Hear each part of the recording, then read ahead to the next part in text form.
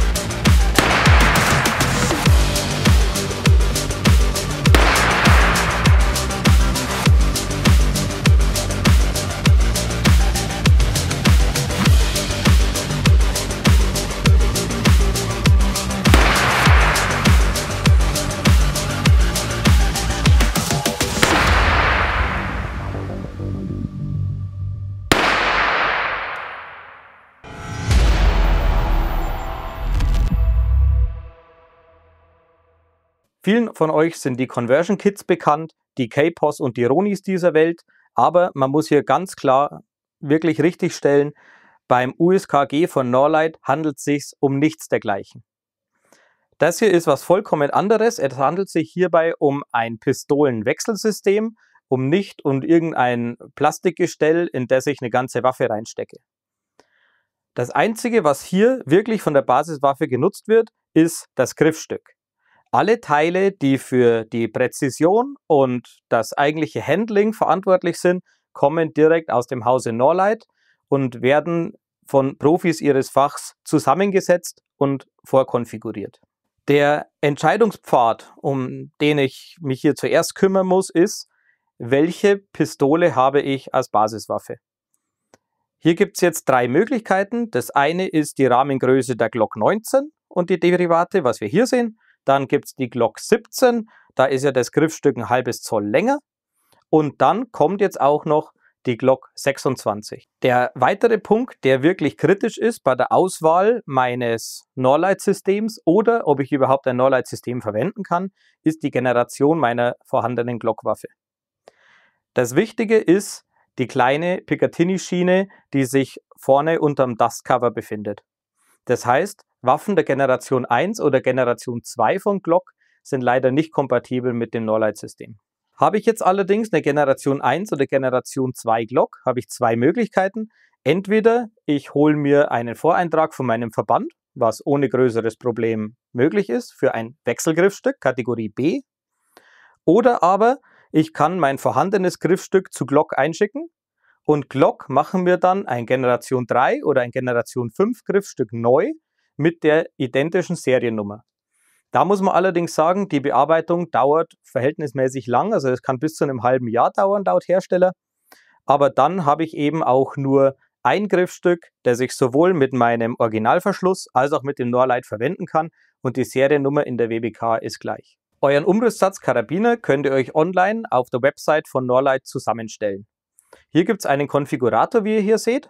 Und als allererste Entscheidung, die ich treffen muss, ist, welches Griffstück habe ich. Da haben wir ja gerade schon drüber gesprochen. Da geht es um die Generation und natürlich das Modell meiner Glockpistole. Das kann ich im Dropdown-Menü auswählen und anklicken und dann geht es weiter zum nächsten Punkt. Dann muss ich das Modell wählen. Als Modell gibt es 3 verschiedene. Das Modell Subkompakt, das ist 380 mm gesamtlang und hat eine Lauflänge von 214 mm. Das erkennt man am einfachsten an nur einem M-Lok-Slot an der Seite. Dann gibt es das Kompaktmodell, das seht ihr hier. Das ist 420 mm gesamt und hat eine Lauflänge von 25,4 cm und 2 M-Lok-Slots auf der Seite. Und dann gibt es noch die ganz lange, die nennt sich Standard. Die ist 465 mm Gesamtlänge und hat eine Lauflänge von 294 mm, also knapp 30 cm und ist erkennbar an den 3 M-Lok-Slots auf der Seite. Dann kann ausgewählt werden zwischen 3 verschiedenen Laufkonfigurationen, und zwar geschmiedeten Lauf mit Zug- und Feldprofil, geschmiedeten Lauf mit Polygonprofil oder einen knopfgezogenen Edelstahllauf mit Zug- und Feldprofil. Der ist hier bei mir verbaut, da ich einfach mir die Wartung von einem, ich sage es jetzt mal, rostenden Lauf sparen wollte. Ein weiterer Punkt ist die Gehäusekonfiguration.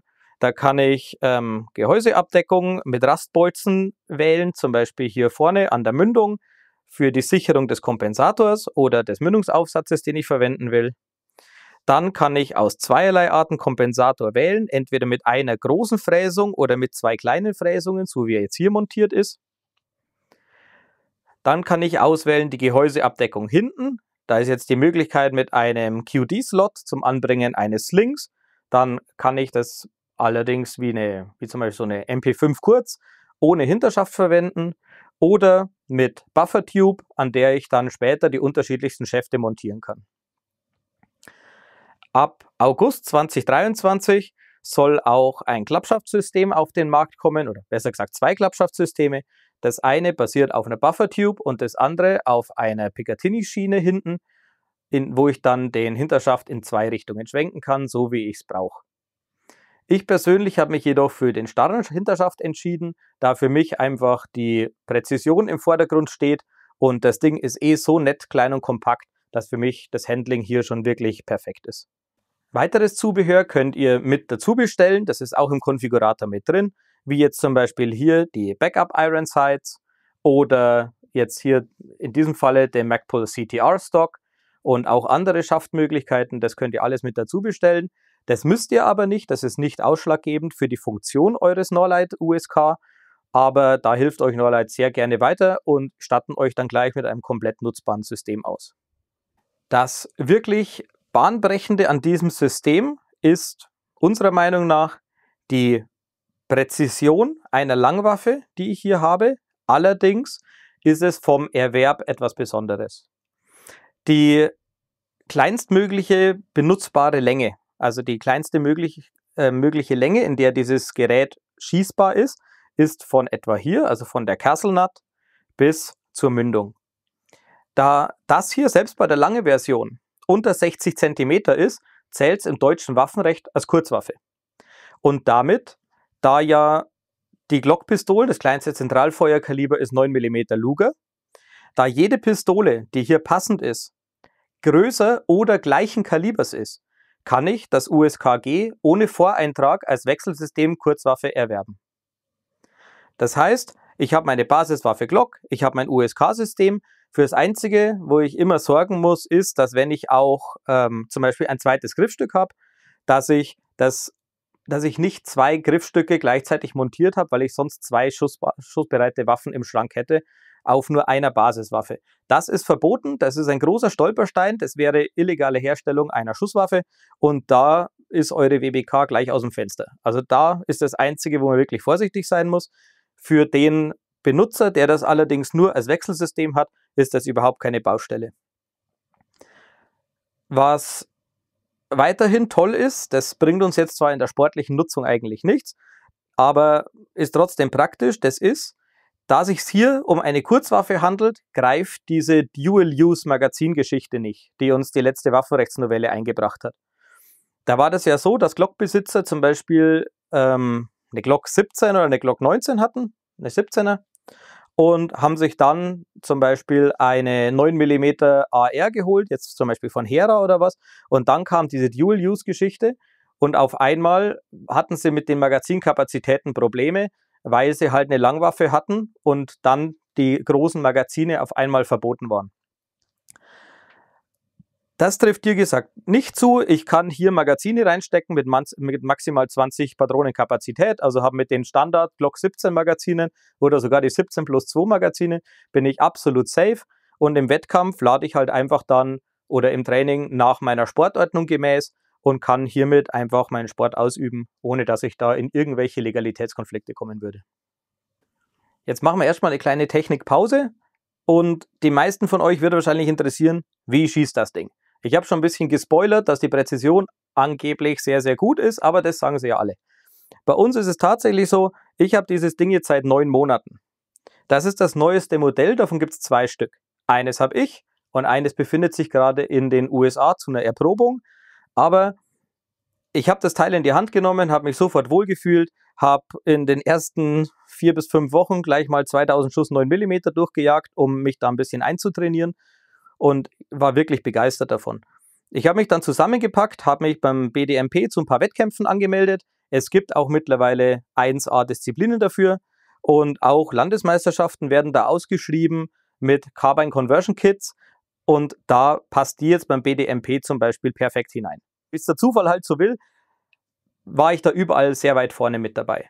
Also man schießt da gegen Raceguns, gegen AR 9 mm Systeme, egal von welchem Hersteller, und man kann da auf jeden Fall präzisionstechnisch und vom Handling her mithalten. IPSC kann ich jetzt zum Beispiel da nicht beurteilen, inwieweit das reinkommt, aber diese BDMP-Disziplinen, die Carbine Police Pistol und Carbine Service Pistol, kann man da einwandfrei damit bestreiten, und auch Fallplatte Speed haben wir auch mit drinnen gehabt, sowohl in der Landesmeisterschaft als bei den Ranglistenturnieren, und ich glaube, bei Fallplatte Speed bin ich Dritter geworden oder so. Da tun sich dann natürlich die Voll Carbon Race Guns noch ein bisschen leichter, weil sie einfach schneller sind.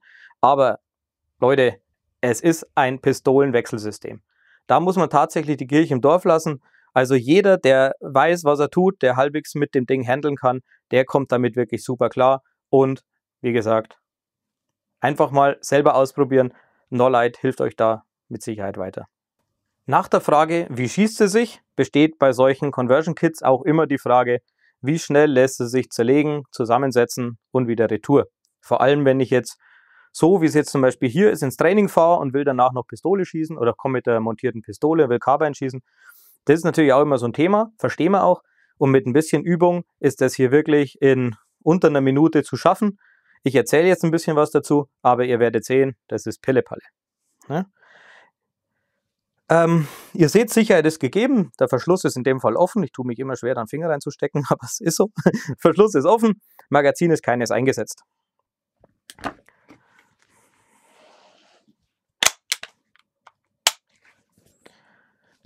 Hier sieht man jetzt 3 Zerlegebolzen. 2 befinden sich hinten am Norlight-System und einer befindet sich vorne.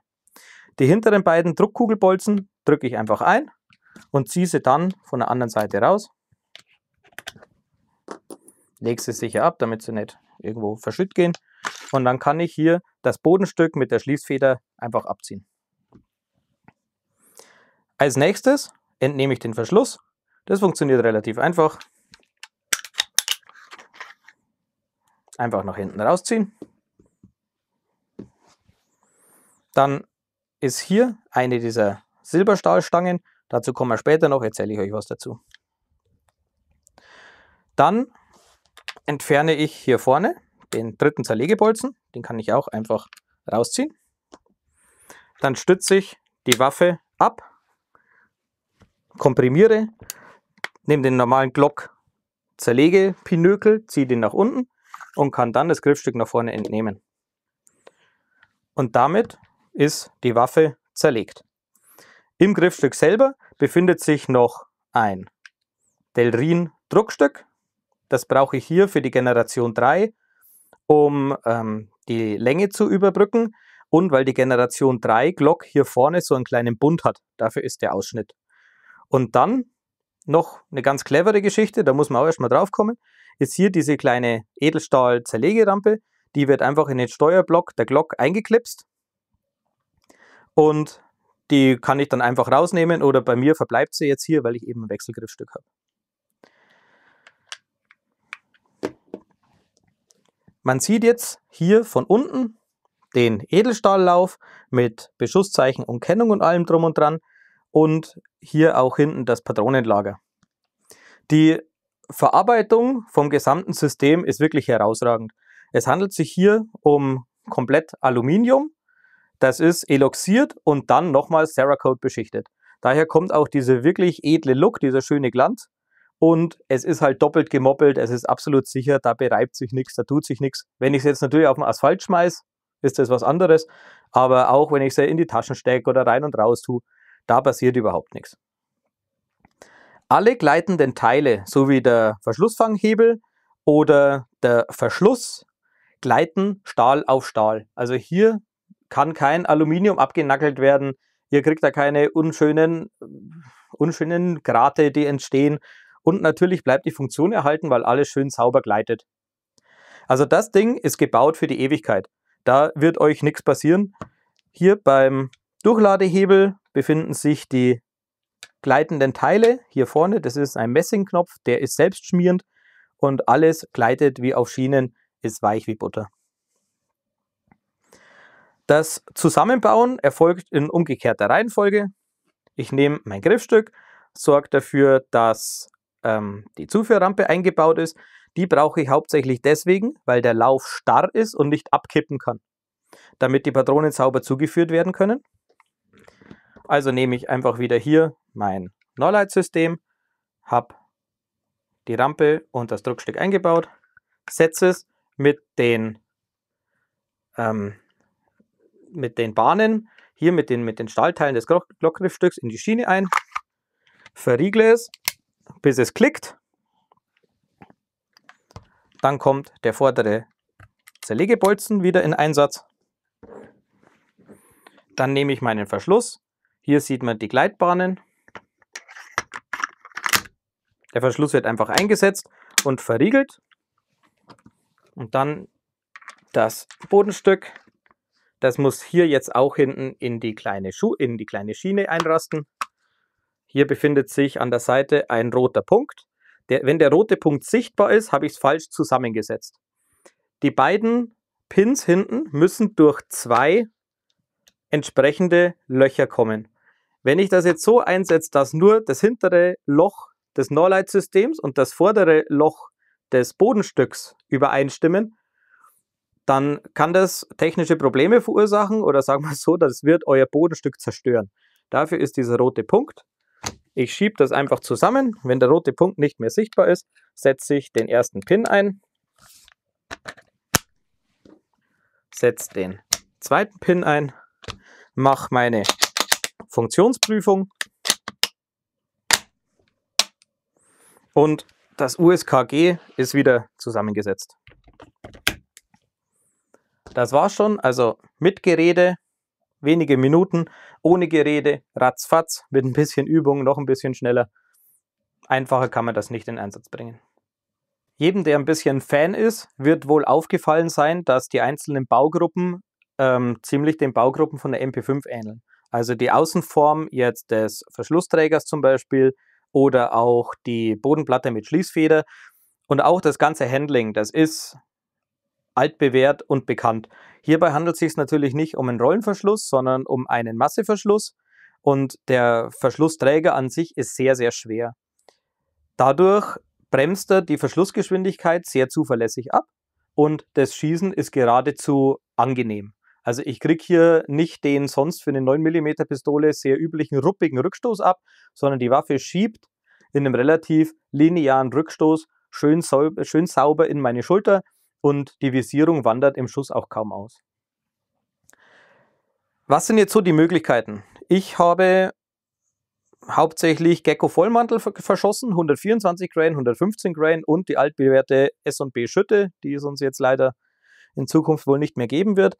Aber zum Beispiel mit der S&B 115 Grain, das war mit der Gecko 115 Grain, das war unser bestes Schussbild, kann ich auf 25 Meter mit null Problemen den Innenzehner auf der DSB-Scheibe halten. Auf 50 Meter, natürlich ohne Vergrößerung, ohne Schnickschnack, kann ich liegend freihändig einen Zehner halten auf der DSB-Scheibe. Und wir haben es sogar mal herausgefordert, auf 100 Meter, wenn ich das Holdover halte, kann ich jetzt auf der Bundeswehrscheibe, die hat einen 10 cm Zehner, kann ich einen hohen 9er Schnitt halten. Ich hatte dann 5-faches Steiner drauf oder was, also das geht wirklich top. Die Präzision ist für alle Anwendungsbereiche vollkommen ausreichend und übertrifft die sogar. Und daher wieder, das ist kein K-Pos, das ist kein Roni, wo ich einen kurzen Pistolenlauf schieße, sondern ich habe hier ein ausgewachsenes Präzisionssystem, bei dem einfach nur das Bedienelement der Glockpistole gewählt wird. Neben der Präzision ist ein großes Thema natürlich auch immer die Zuverlässigkeit.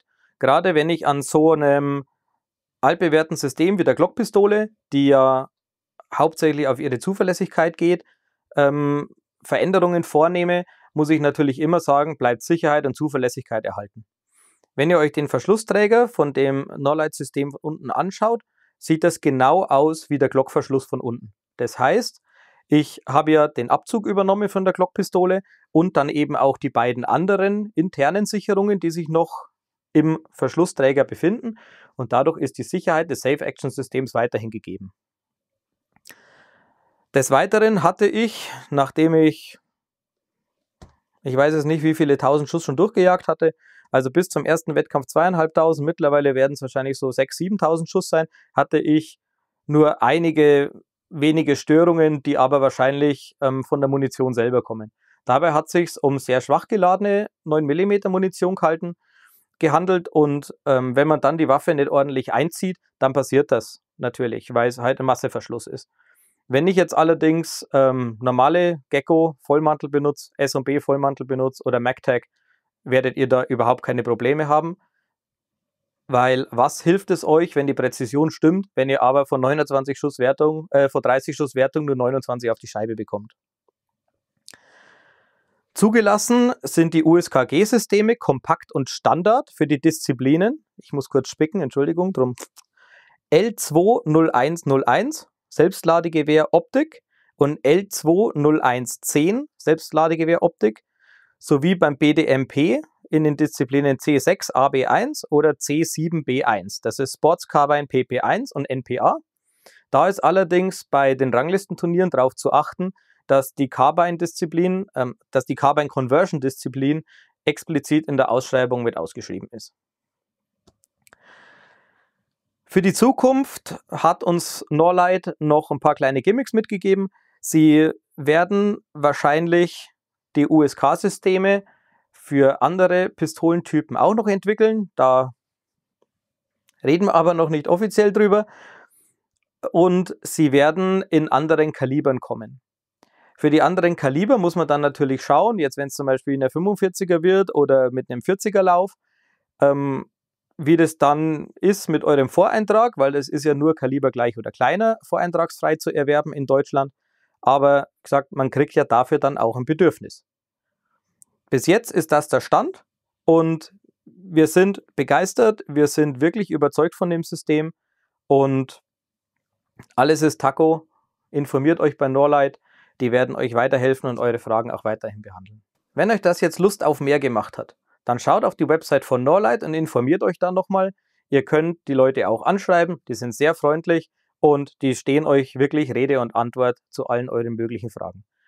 Habt ihr weitere Fragen, die wir euch gerne beantworten sollen, vor allem da wir ja jetzt auch wirklich das schon in der Praxis eingesetzt haben, schreibt es uns gerne unten in die Kommentare. Denkt daran, wie immer, wenn euch das Video gefallen hat, Like, Abo und Glocke. Wir freuen uns, Norlite freut sich. Wir sind raus, bis zum nächsten Mal.